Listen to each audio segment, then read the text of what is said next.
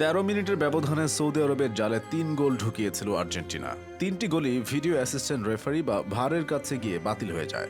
এই দিন Denmark Tunisia ম্যাচেও 2টি গোল অফসাইডে বাতিল করে ভার। বিশ্বকাপের উদ্বোধনী ম্যাচেই ইকুয়েডরের গোলও বাতিল করেছে একই কারণে। অনেক সমর্থক প্রশ্ন তুলেছেন, এবার কি অফসাইডের নিয়মে কোনো পরিবর্তন এসেছে, যার কারণে এত গোল চলে যাচ্ছে বাতিলের খাতায়? উত্তরটা হলো না, নিয়মে কোনো পরিবর্তন আসেনি, তবে বড় পরিবর্তন এসেছে প্রযুক্তির ব্যবহারে। এবারের বিশ্বকাপে রেফারির সিদ্ধান্তকে বিতর্কমুক্ত রাখতে চায় ফিফা। এ কারণে যত বেশি সম্ভব প্রযুক্তির সাহায্য নেওয়া হচ্ছে। ব্যবহৃত হচ্ছে সেমি অটোমেটিক অফসাইড প্রযুক্তি, যার সাহায্যে কঠিনতম অফসাইড সিদ্ধান্ত দ্রুততার সঙ্গে নেওয়া যাচ্ছে। ব্যবহার করা হচ্ছে ত্রিমাত্রিক প্রযুক্তিও, যার সাহায্যে সূক্ষ্মতম ব্যবধানও স্পষ্ট ধরা পড়ছে।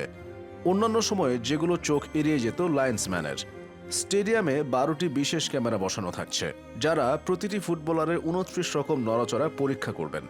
বলের মধ্যেও রয়েছে সেন্সর, যেটি সেকেন্ডে 500 বার তথ্য পাঠাচ্ছে ভিডিও অ্যাসিস্ট্যান্ট রেফারিদের কাছে। বিশ্বকাপের আগে লাইন্সম্যানদের বিশেষ প্রশিক্ষণ দেওয়া হয়েছে। অফসাইডের ক্ষেত্রে আরও বেশি সতর্ক থাকতে বলা হয়েছে তাদের। এবারের বিশ্বকাপে কোনো ফুটবলার অফসাইডে আছেন কিনা এ নিয়ে সামান্য দ্বিধা থাকলেও সঙ্গে সঙ্গে পতাকা তুলছেন না লাইন্সম্যান। অনেক ক্ষেত্রে পতাকা তোলা হচ্ছে পরে, অথবা সিদ্ধান্ত নিতে ভারের উপর নির্ভর করা হচ্ছে। সৌদি আরবের বিপক্ষে ম্যাচে 22 মিনিটের মাথায় দ্বিতীয় গোলটি করেন মেসি। অফসাইডের কারণে তা বাতিল হয়। 5 মিনিট পরে আবারও আর্জেন্টিনার গোল। এবার গোল করেন লাউতারো মার্তিনেজ। প্রথমে গোল দিয়ে দেন রেফারি, কিন্তু পরে ভার প্রযুক্তির সাহায্যে দেখা যায় অফসাইডে ছিলেন মার্তিনেজ, তাই গোল বাতিল করা হয়। 34 মিনিটের মাথায় মেসির পাস থেকে আবার গোল করেন মার্তিনেজ, কিন্তু সেটিও অফসাইডের খাড়ায় পড়ে বাতিল। একই দিনের দ্বিতীয় ম্যাচে 24 মিনিটের মাথায় ডেনমার্কের জালে বল জড়ান তিউনিশিয়ার জাবেলি, কিন্তু তার গোলটি অফসাইডে বাতিল হয়। 56 মিনিটের মাথায় ডেনমার্কের হয়ে গোল করেন ওলসন, সেটিও বাতিল হয় অফসাইডে। পরপর 2 ম্যাচে 5 গোল বাতিল হয় আলোচনার কেন্দ্রে, তাই অফসাইড। প্রথম ম্যাচে আর্জেন্টিনা 10 বার অফসাইডের খাড়ায় পড়েছে।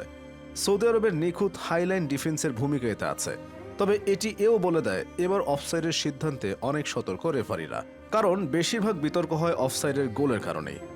লাইন্সম্যান ভুল করলেও ভার থেকে মূল রেফারিকে জানিয়ে দেওয়া হচ্ছে। এ কারণে এবার এত অফসাইড দেখা যাচ্ছে বিশ্বকাপে।